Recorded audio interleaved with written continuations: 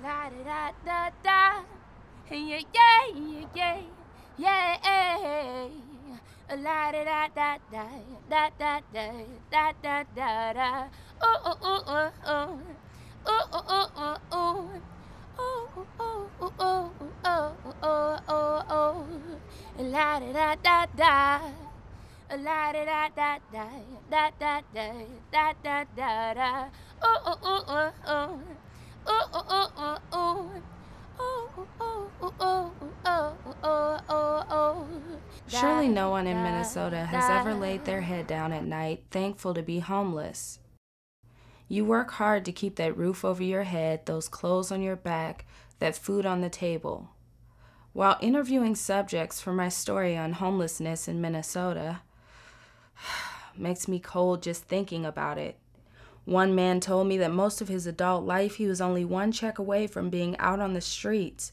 A woman dressed to the nines whispered that she was dead broke and couch surfing at the moment but would be getting a job real soon. Homeless teenagers ride the buses and trains all night. It's dangerous.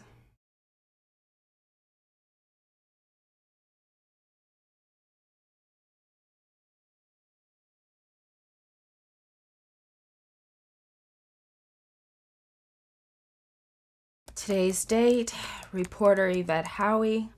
Story title, There But For the Grace of God, Responding to the Revelation. Sun comes up in the morning, and the moon brings light to the night. And the summer heat melts the snow away in time for fireworks in July. Said every ending has a beginning, every beginning has an end, yeah. Like a wave that's tossed in the ocean, or a line that's drawn in the sand.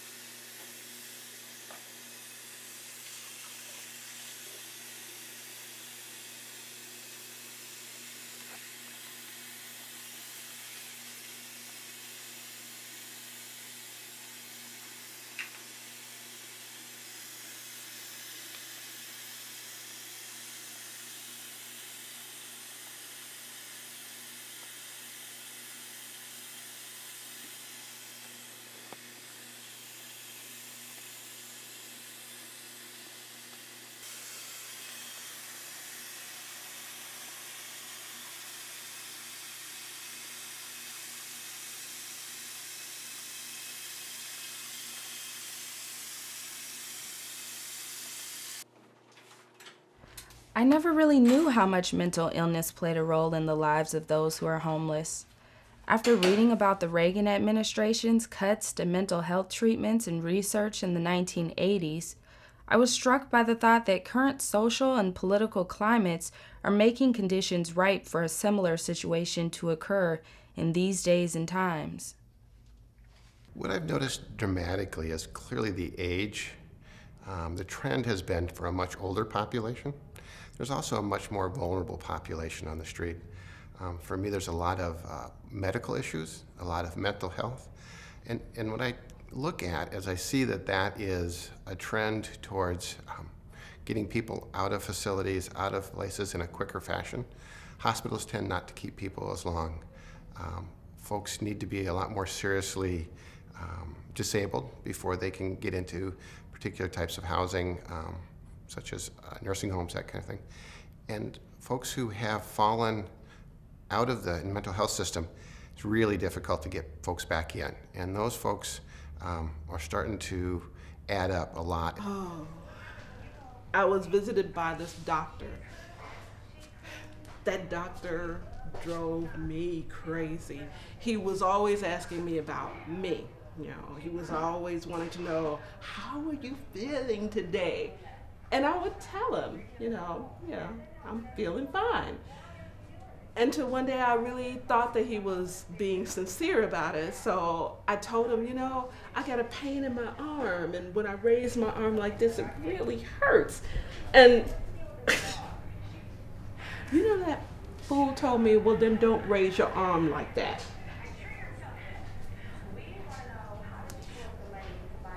But what really got to me was the day this nurse came in. Yeah, that's when I decided it was time to go. She came in and she was taking roll. And she asked me, just like she asked me other days before, and what is your name? Angelique Watt, okay? And she said, what? And it's like, don't act like you didn't hear me. I told you this before. My name is Angelique Watt. And she said, I know what you said. You said what? I said, no. I know how I pronounce my name. My name is Angelique Watt. Watt. And she said back to me with this real nose stuck up in the air attitude, I know what you said. You said what? Don't tell me that I don't understand what you said.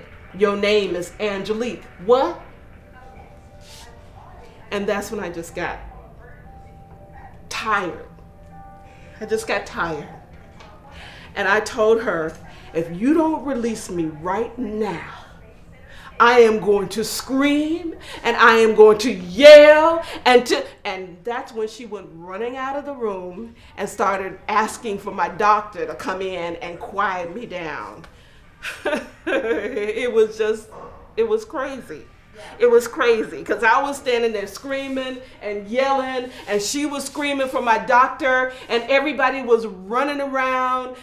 Oh gosh, it was just the silliest thing. They were running around and laughing and snot was coming out of some of the people's noses. And there was this one woman who said that she was Al Roker's wife and she was running around talking about, I believe her, what?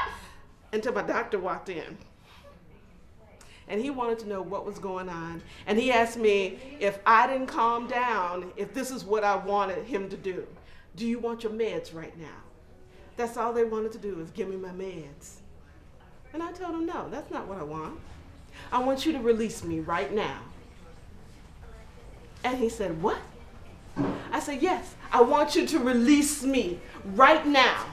And I said, and if you don't release me right now, what I'm going to do is I am going to spear you on the end of my finger, and I'm going to flick your bony butt up into the sky, and I'm going to watch you fall down with a splat on the ground, and I'm going to stomp the mess out of you.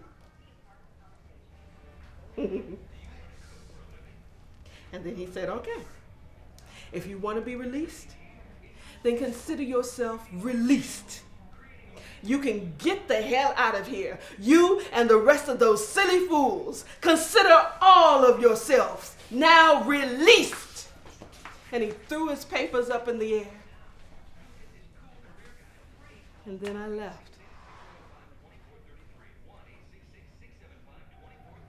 And I've been going in and out of these places ever since.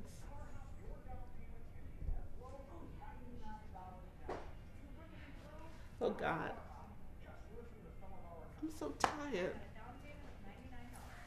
I see folks who have lost connection with their supportive families, their friends, anything that might keep you and I off the streets if we hit tough times. I know my family, my friends keep me honest, but they also support me. And if I struggle, there's never a question of where I'm going to sleep. And that's a thing that is lost with folks on the streets right now. For whatever reason, they've lost that, and now they hit that stretch of bad luck, whether it be health or financial related, and there's really no place to turn. And once you hit the streets, getting off the streets is incredibly difficult. Angelique Black.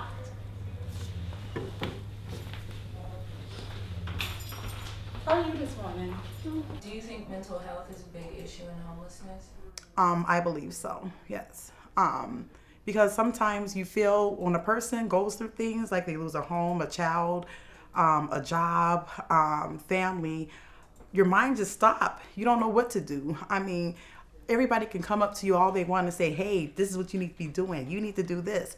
But when you're there at living it, I mean, your mind just go everywhere. So you're trying to do everything at once. You're trying to get an apartment. You know, you only work 20 hours a week for $7.25 an hour. And when a person turns you down, you just don't believe it. Hey, I got money. They want to do it, but they just can't do it because their mind is so much focused on what they have lost. What are they going to do for this moment? What are they going to do today? Where am I going to go tonight? So it's a constant thinking, a constant battle with your mental psyche when you're homeless. What are the rewards you get in your job? Are they outside of financial? The rewards that I get in my job, just being a part of the community. I'm a community face, so it's good for people to come up to you and say, hey, Rukima, you're that lady, you helped me get my first house. Or, you know, I'm in a grocery store with my family and my daughter's wondering, Mom, who is that man? Well, I can tell you that man is somebody I helped and assisted or helped feed or helped get on his feet. So basically being that person in public eye outside of my job that said, hey, she's that lady that worked at Dorothy Day. She helps a lot of people. You should talk to her. So that's where I get my rewards. The glory's not mine at all. That's great. Thank you. Thank you. How long have you been experiencing homelessness? I've been homeless since September 11th of 2012. There aren't many shelters in St. Paul for adult single women with no children. Mm-hmm. This was the only game in town, and it was very scary for somebody who's never been homeless. I came here homeless. It was through no fault of my own that I became homeless. I trusted some people. I came up here from Texas to watch their house, which is what they told me they wanted me to do. And then it turns out that they had a hidden agenda that I wasn't aware of, and they wanted me to be their live-in maid. And when I didn't get with their program, they put me out in the street. So they brought me from Texas to make me homeless. The United States Department of Housing and Urban Development's current definition of homelessness includes 4 broad categories.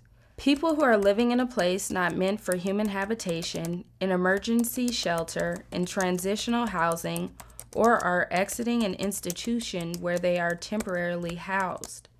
People who are losing their primary nighttime residence. Families with children or unaccompanied youth who are unstably housed and likely to continue in that state. People who are fleeing or attempting to flee domestic violence, have no other residence, and lack the resources or support networks to obtain other permanent housing.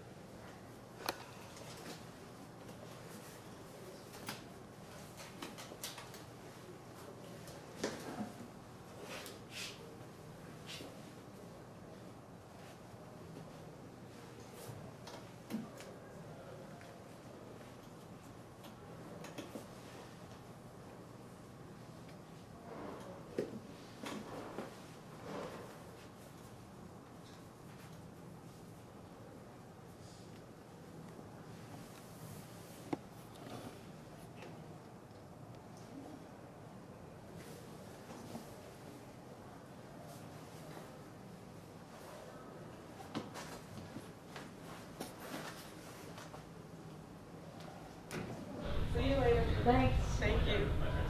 Have a good day. You too, huh?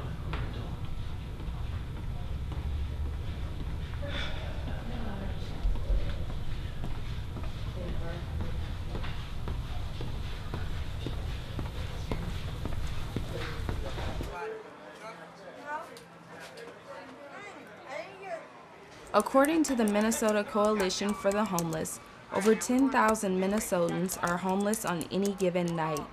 Nearly half of the homeless population are children.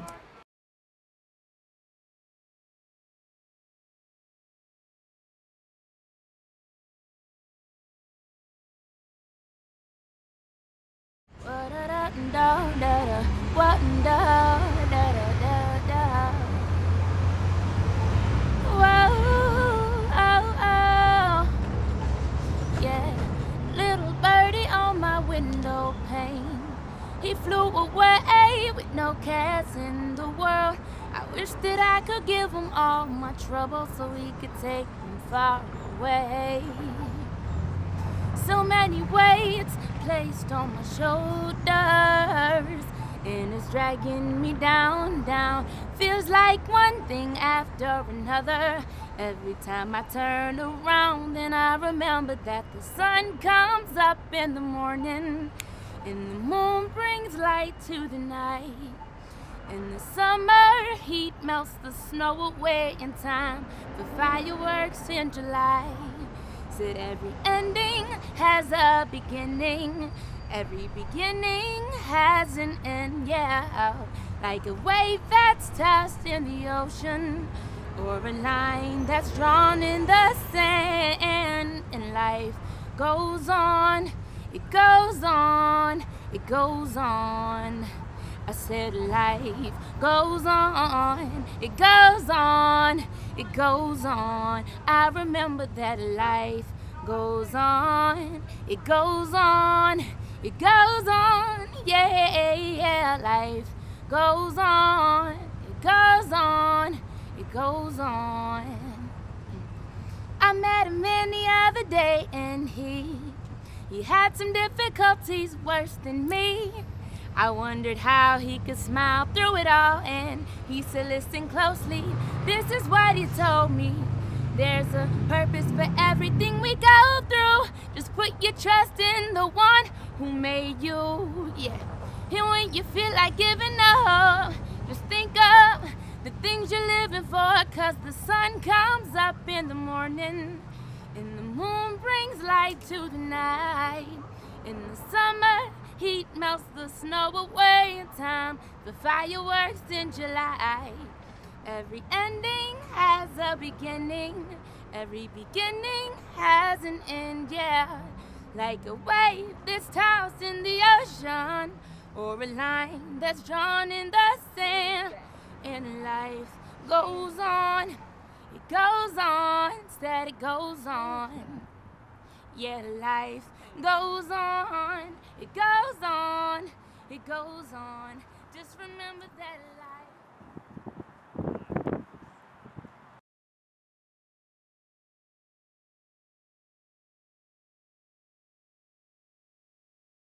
My name's Mark Peters.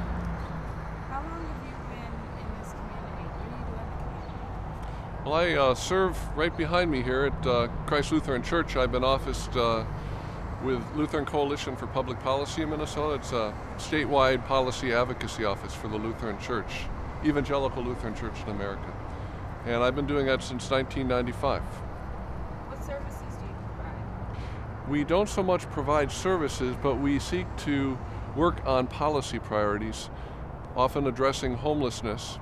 And a lot of that's, securing $37 million like happened last year for homeless prevention at the state capitol. So it's seeking to address the policy implications of homelessness and how to, you need money to provide housing and services. And so really what we do is work on the policy end of it to talk with legislators, senators, the governor to influence policy. When looking for a community to conduct interviews for my story on homelessness, I was directed to Frogtown, St. Paul.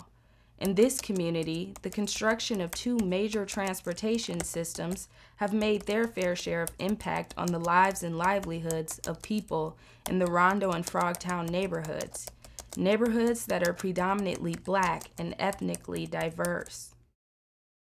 In the 1950s and 60s, the construction of Interstate 94 displaced about 650 families, their homes and businesses, and tore the Rondo St. Paul neighborhood literally in half.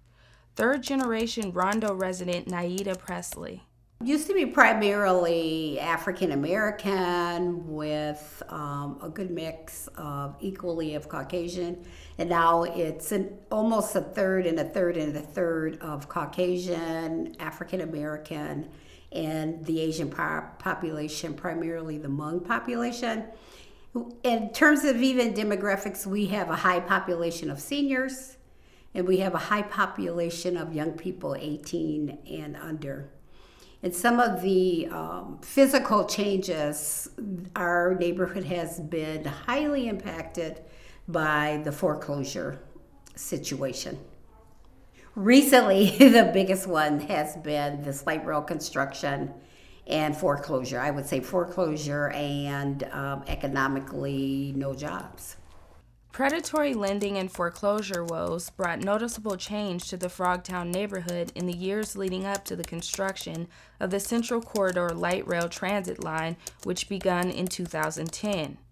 According to Ramsey County foreclosure data, the Frogtown-Thomasdale area of St. Paul lost 13% of its population between 2000 and 2010, while the city's population as a whole stayed flat. Because several years ago, the banks decided that they would have products for people whose credit score wasn't maybe at the A paper. So what happened is that they provided mortgage products where your interest was higher.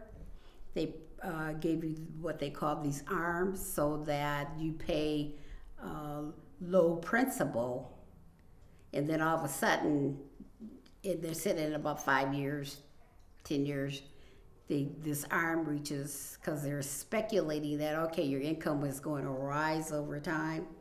So when it gets to a certain point, we know what the job situation has been. People's income has not risen, so they're only paying on this principal. And here, all of a sudden, here's the low interest rate. And all of a sudden, it booms. And the mortgage payment balloons, so you have to go back and refinance it at this humongous interest rate, and then you may be paying what? I'm just arbitrarily picking an amount, $600, and all of a sudden it quadruples. And that has happened to a lot of people. They got these crazy arms, and so they're paying low payments, and then all of a sudden they boom to like 20, when they're paying $600, they're $2,400 now. So it's been a combination of the banking system doing crazy stuff, predatory lenders having all these, presenting to uneducated people this dream of home ownership and having these crazy mortgages, and just how systems were pushing through mortgages and no oversight. And then just the normal things, again, with the economics the way it is, look at how many jobs people lost.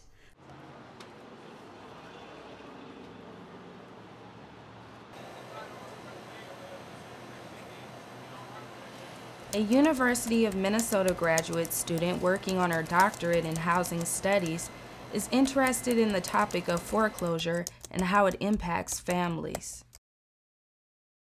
What are some of the more disturbing things that you've noticed while researching? I've talked to a lot of homeowners who've tried to work with the banks and have been led down one path after another, had their paperwork lost, been told one thing, told that the bank was going to help them modify their loan. At the same time, the bank was working on evicting them, processing the foreclosure. I've talked to families who've been lied to by bank employees, people who can't get responses, and I've talked to people who have been homeless time after losing their homes. They've gone into so much debt, and they can't get out of it, and they can't get any assistance. What would you say would be the best option for somebody facing foreclosure? Somebody facing foreclosure right now?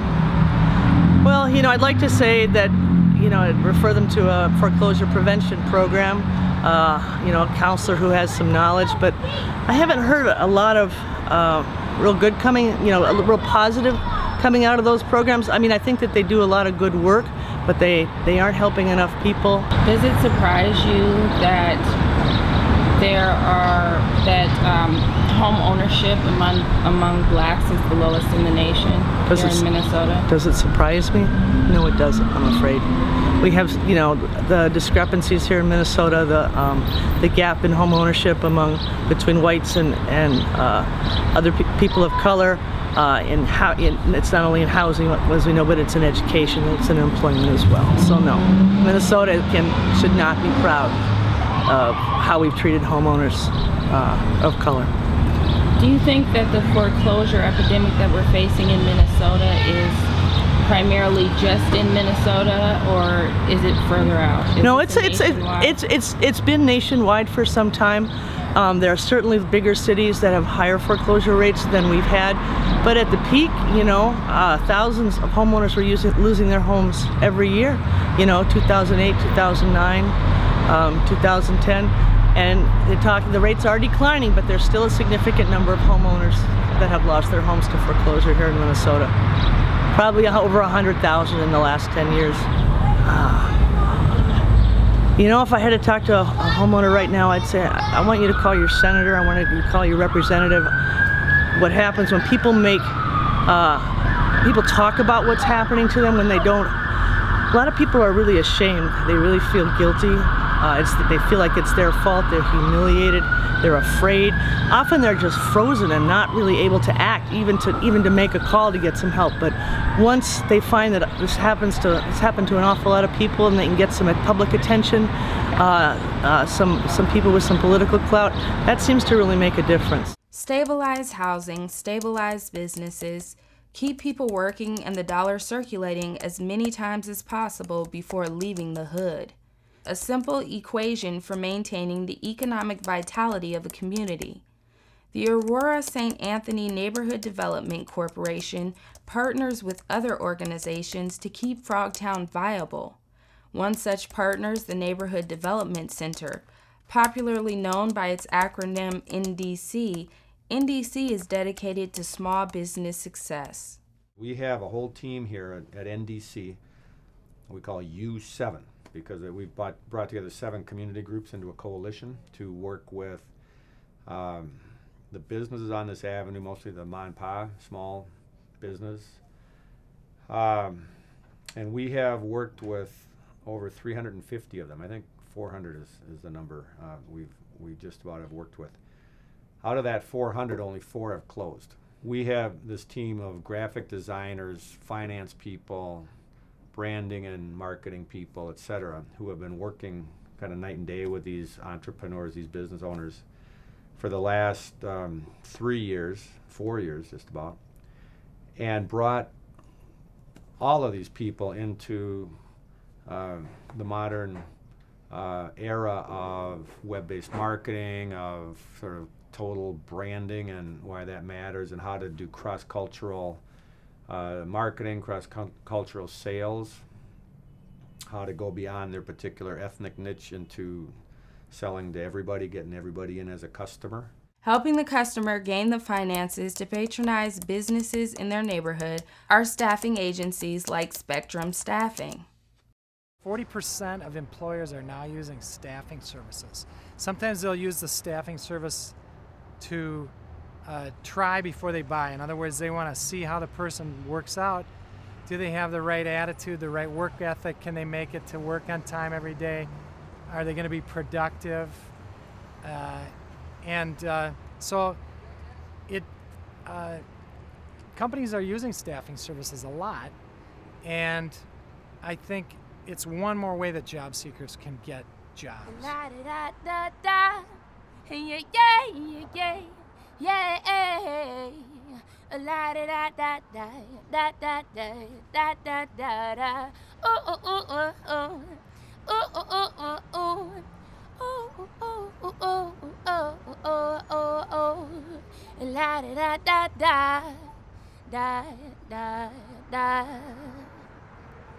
Despite the combined effort of many individuals, advocates, agencies, organizations, government entities, faith-based institutions, need is still noticeable in this community.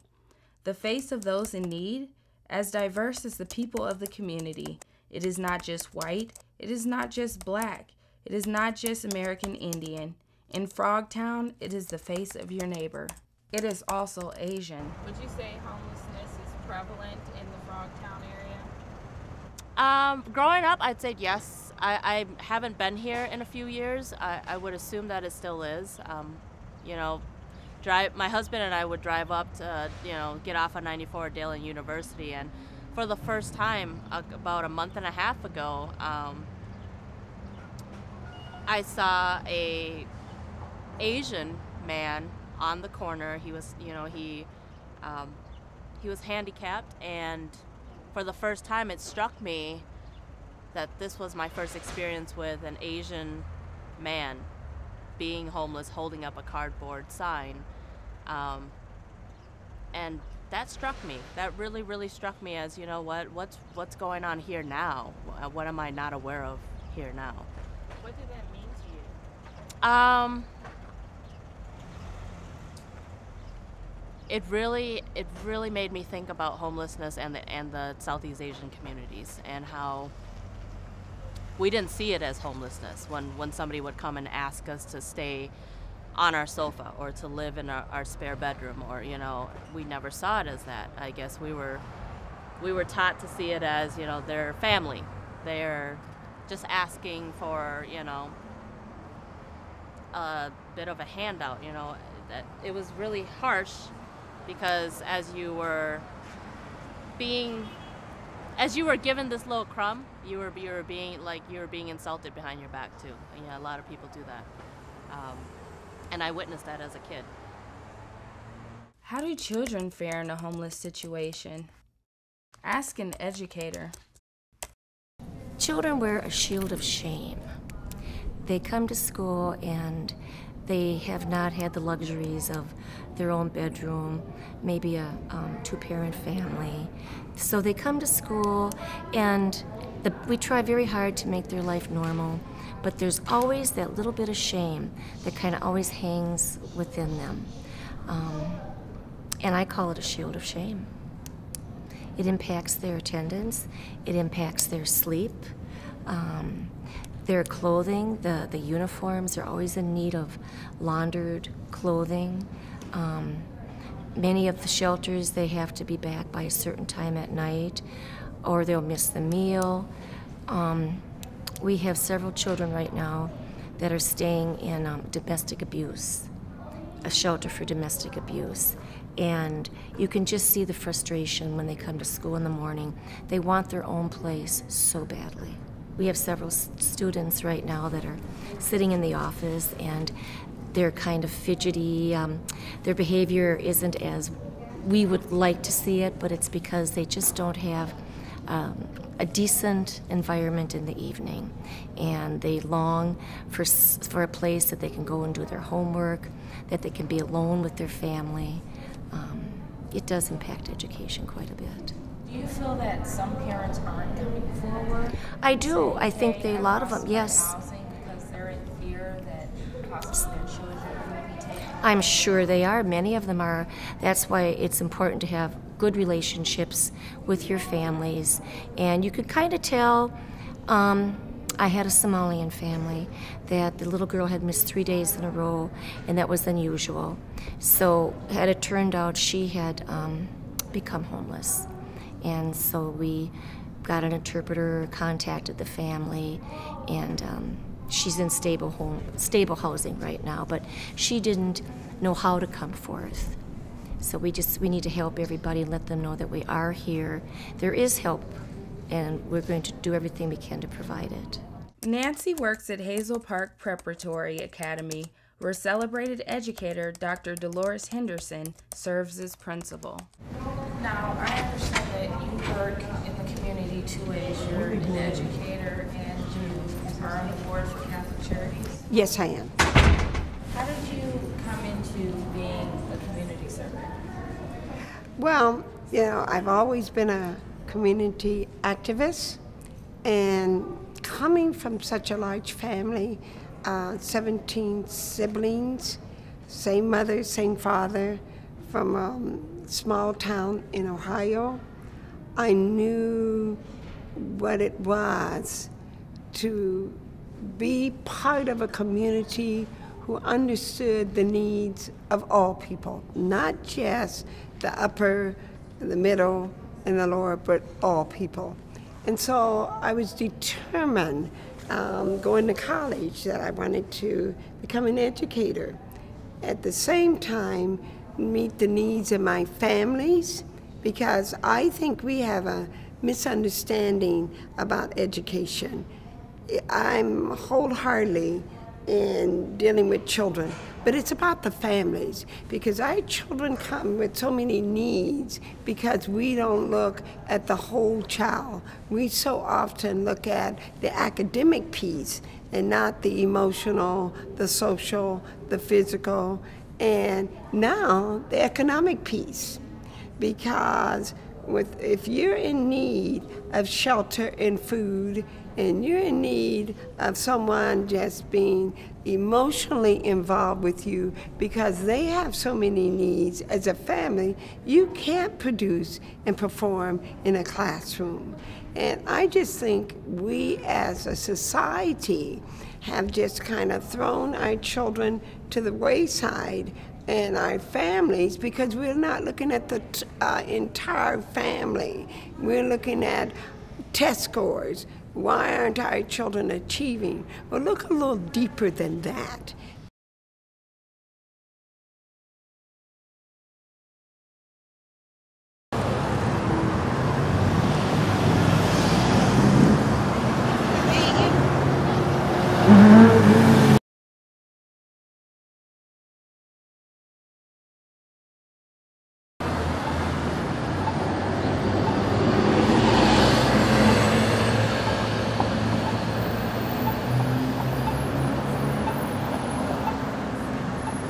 We were Ferris wheel watchers, firefly fighters, dollar store cap gun robbers, cops in Sunday creased collars, private school scholars, giving the church basket the dollars our mother slipped into our pockets seconds before.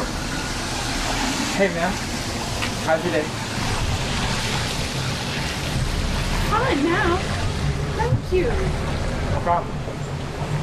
And we held doors for our elders and snuck to receive communion even though our tongues hadn't reached its stage of holy. Water guns weren't allowed in our homes, but balloons were, so we soaked our summers in battleship, bottled water sipped through naive 9-year-old lips horizon, sunset sitting on JJ Hill, waiting for those street lamps to call us home before our mothers did. And when she slept, we ditched our screen doors, danced in rain, rinsed out our grass stains, and became the night's nickname. They called us kids. We called ourselves bigger than most things our size, sneaking girls beneath the playground slide. First kisses were a lot like gut laughter. Everything was funnier when you weren't supposed to smile. They told us to mind our manners, fold our fingers, crisscross applesauce for dinner. Did you wash your hands before dishing them greens? Did you help your mother pick them greens? We were scab knees and bubblegum fiends, all coked up on Mike and Ike's and now and laters. Eat some for now and save some for later. Sounded a lot like a metaphor for childhood. For the way we grew up through adversity and anniversaries of street signs and jazz parades, I guess. Before they built that freeway, there was a colony of houses lined up like heritage on an auction block about to meet their God. The largest black community in St. Paul was cut down, like it hadn't deserved the land it slept on for so long, like it hadn't raised its children under corner store stories, front porches, and grandma's front lawn. I bet if they knew we hid beneath the bridges they built, they would tear those down too. They would tell us kids to grow up like high-rises through minority roofs. We were minorities proof that if you raise your fireflies in the heart of the dark, they will earn their light in the form of a spark, in the form of a million matches attempting to set flame the desert until every grain is a diamond worth giving a name. So they called us kids. We called ourselves the reason this neighborhood lives, the reason you can clear your throat in conscience and enjoy the right to breathe. Our pigment permanent in cement silhouettes, so our street lamps never have to leave. We were our front door keys, our tattered shoes and collard greens. Our mothers awoke us at dawn, told us to walk down the block to Golden Time, giving enough money for our coffee and the Krispy Kreme. And if I remember to bring 4 creams, for sugar's astir, she would always blow me away. One that meant the top of the world, or at least the Ferris wheel people.